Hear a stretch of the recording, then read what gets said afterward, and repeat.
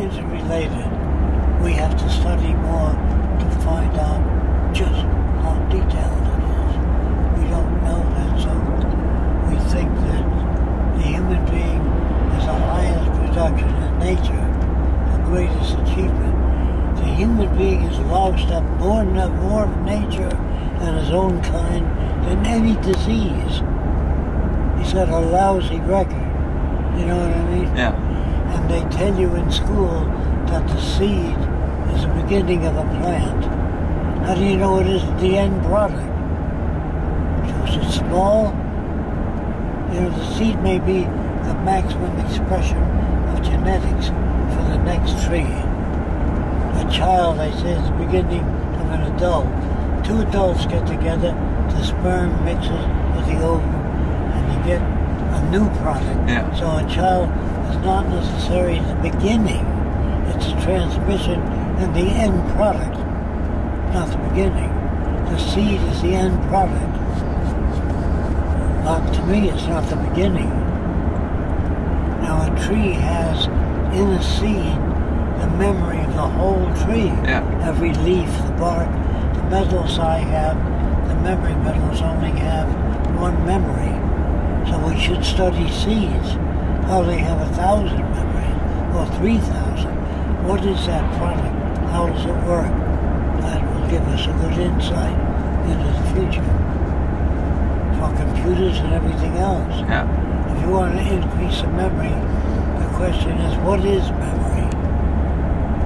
What is it physically? And if the thing you say, I don't know, then you pursue it. And I'm talking about this, the anthropologists and the geneticists think in terms of the genes. Yeah. They think that there's a Republican gene nowadays. That's stupid because you're a Republican because you're in a Republican environment. Yeah.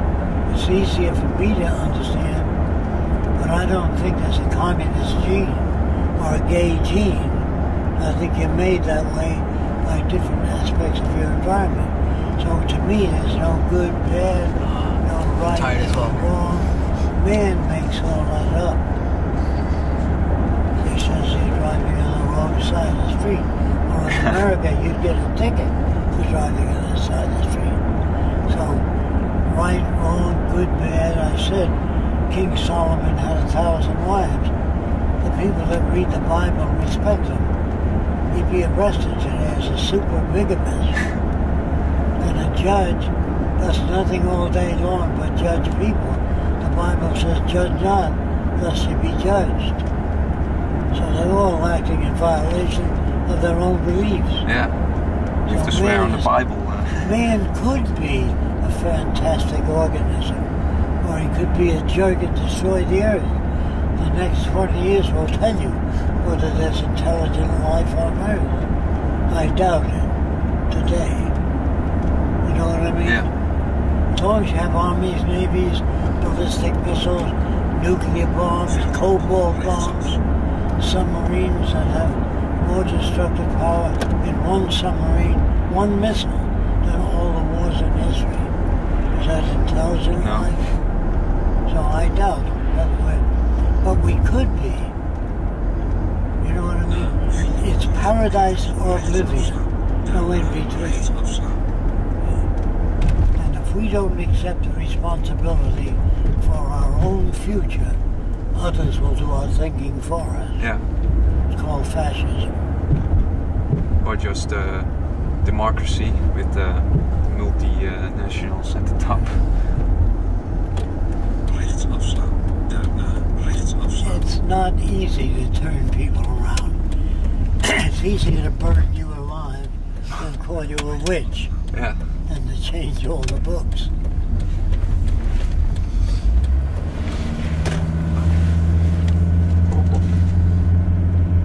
You know, they also found out that alcoholism was very prevalent in Ireland. Yes. And did you know that eating potatoes, a lot of potatoes, give you a high propensity toward alcoholism? Oh, I didn't know that. See, the Jews never used to have alcoholics. When they begin to eat more potatoes, The Jews are getting alcoholism now. So there's so many different things that we have to study. When people keep saying to me, what will people do when machines do everything? We haven't even begun to examine what can be done. We don't even know how a single cell divides today. And Einstein said, when I was a kid, he said, I'd like to understand the mind of God. I said, look, by that he meant how nature works. Just try to understand how a single cell divides. Don't be so ambitious. To understand the mind of all of nature. That's bullshit words. And I used to ask Einstein, how do you conceive of the future? He says, I don't deal with that. He doesn't. He was a socialist, but he never touched government, how it works, how money works. He was in celestial mechanics. And then there's a guy in the wheelchair who can't even talk anymore. And he talks about particle physics. You know who I'm talking about? Hawkins. Stephen Hawkins? Yes. Yeah. Now Stephen Hawking, to me, is not a scientist. Otherwise he'd look at the Earth and say, my God, it's falling apart. I better concern myself with how to restore the Earth and invite. He's not a scientist. He's focused on math. And that's a danger. If you just focus your whole life on math alone, you can tell me where the planet Venus will be 4,000 years from now. I'm not interested in that. I'm interested in this fucking world that's moving toward destruction of the environment. Yeah. So scientists should be at the forefront of demanding social change. They're so ignorant and so specialized in their field that they stick in their field. If they were real scientists, they say, what makes war? What makes serial killers? What makes people that are creative and the difference between some people that aren't? What are the factors I have to know? They're not into that yet. So science is a rudimentary field today, if you understand what I'm saying. Yeah, Do I think you? I do. I think I do. Okay. So you also think that space stations, such as the International Space Station, is a waste of time? They could be used for dropping nuclear weapons in the future and guiding them right to targets. Man is not wise enough yet to go out into space. He's going to fuck up that area with guided missiles, and the next war will be partly fought out there. If you understand, man is very stupid. Yeah. Look at the Pentagon. A bunch of grown men working on destruction of the Earth systems. They think they're there to defend the country. The way you defend the country is to bridge the difference between nations, not kill them.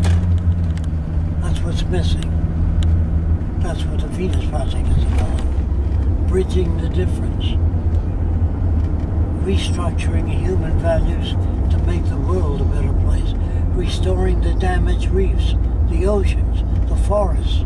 Those are all the things that'll keep us alive. Yeah. If we destroy those, there is no future. Exactly. Okay. That's what the Venus Project is about. It's quite an important point to make. Political system. You know, most people look at the architecture and, you know, a lot of people, Jacque, look at the architecture and they say, oh, you know, it's all about fancy sort of Thunderbird looking architecture, you know, not interested in that. They're not really looking at the deeper meaning of the Venus Project, which is the actual change of the social system. There are such things. Yeah. Most scientists think that government knows what they're doing. I guess they do.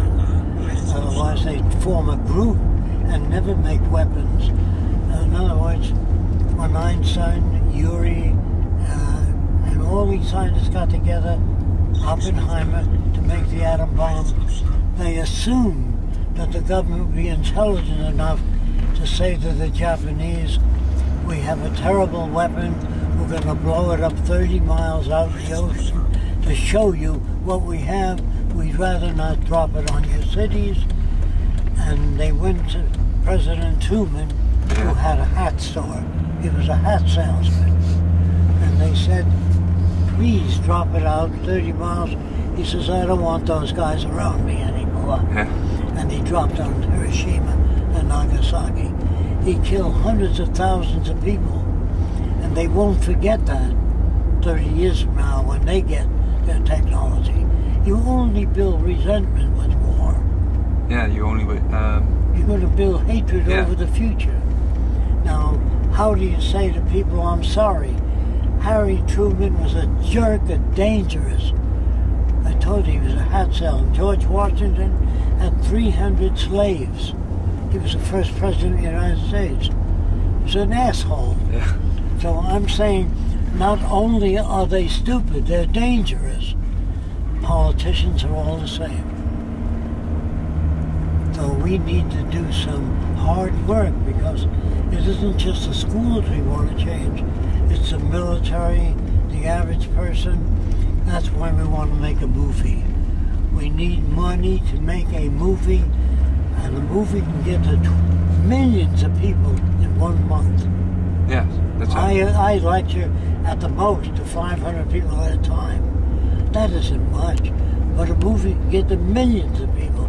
And all the guys that make these liberal movies show you how corrupt some politics are without offering a substitute, a direction, an alternative.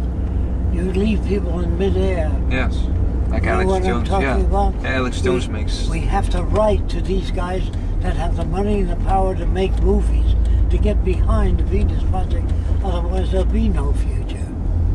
I have tremendous fear of human stupidity. I think so, sir. Because it's not their fault either.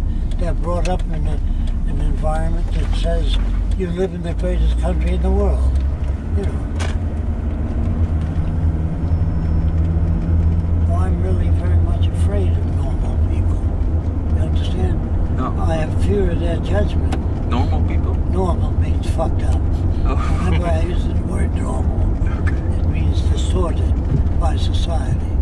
Oh, it means indoctrinated. What? It means indoctrinated? Yes, Okay. indoctrinated the false values, not just indoctrinated.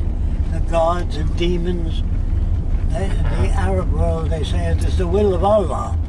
If I design a bridge and it caves in, and I say it's the will of Allah, Yeah. you say, fuck you, it's your math that's off. Yeah. You know what I mean? Yes. They could blame anything on the will of Allah. The death of a child, the will of Allah. It's a disease which we haven't learned to conquer yet.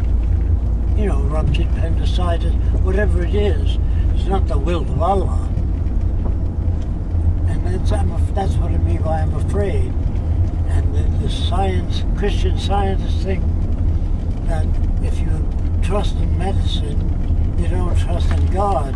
So if your kid's stomach turns blue and they get high fever, you know it's in His hands, so you pray to Him instead of taking them to the hospital.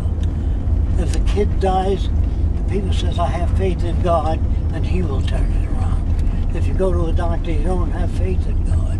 Yes. They're brought up that way. Are they bad? No. No parents are bad. They don't want their kid to die, but they're told it's in His hands. Even doctors talk that way.